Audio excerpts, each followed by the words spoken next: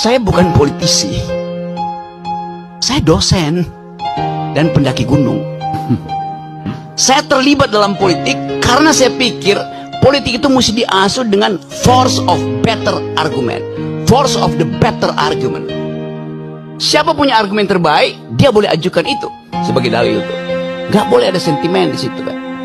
Karena itu saya memilih untuk menghina Presiden Jokowi, bukan Jokowi sebagai persona. Yang saya hina jabatan dia tuh, yang saya pilih jabatan dia. Rocky Gerung menghina presiden. Loh, presiden bukan orang, presiden itu fungsi jabatan. Presiden ada martabat, presiden tidak punya martabat. Presiden itu disebut bermartabat ketika dia menjalankan fungsi sebagai raja. Karena tubuh publiknya menyatu dengan tubuh privat. Martabat itu hanya ada pada orang privat, disebut human dignity.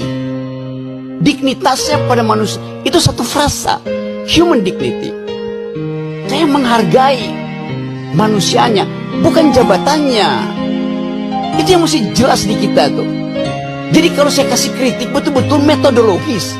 Apakah saya benci pada Presiden Jokowi? Enggak.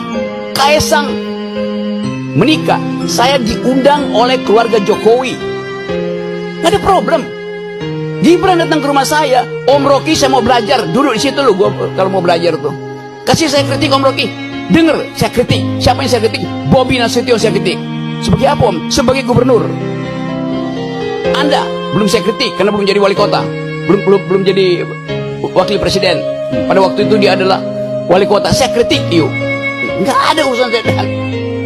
Saya berbaik-baik dengan Pak Jokowi sebagai manusia, dengan Pak Prabowo, dengan Pak SBY segala macam tuh.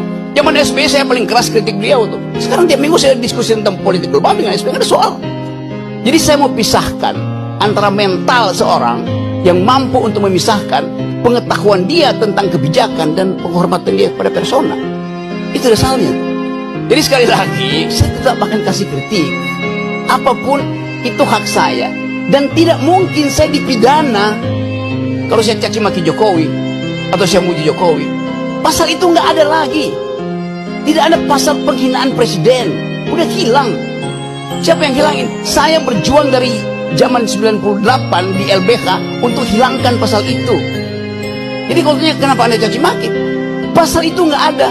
Kenapa dia? Saya yang kita di LBH Buyung Nasution. Saya penasihat ahli Buyung Nasution dalam soal-soal untuk membereskan demokrasi kita. Jadi dari 98 saya tahu akal pikiran tentang perubahan konstitusi itu. Demikian juga dalam perdebatan. Debat itu adalah kemampuan untuk mengolah argumentasi. Itu aja. Sebagai dosen, saya mengajar dari S1 sampai S3. Ayo bayangin coba. Dengan metodologi yang sama itu, cara berpikir. Jadi bagi saya nggak ada soal itu. Saya akan terus kasih kritik. Saya akan terus kasih argumen. Tapi saya mencintai bangsa ini. Negeri ini saya cintai. Yang saya nggak cintai ada politisi busuk. Yang saya cintai adalah pejabat busuk, presiden busuk, menteri busuk. Ngapain cintain mereka tuh? Mereka umurnya 5 tahun. Bangsa ini umurnya sepanjang hidup. Itu poinnya. Jadi politik bukan the art of the possible, kemungkinan bukan. Politik adalah the art of attacking the impossible. Yang impossible itu kita lenyapkan.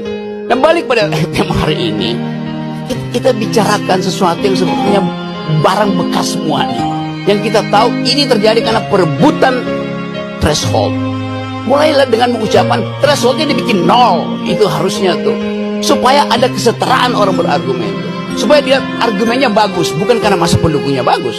Karena itu saya terus mengatakan bahwa untuk menjadi calon presiden, calon wakil presiden, calon gubernur, calon bupati, calon apa aja, pakai prinsip pertama bukan elektabilitas, tapi etikabilitas.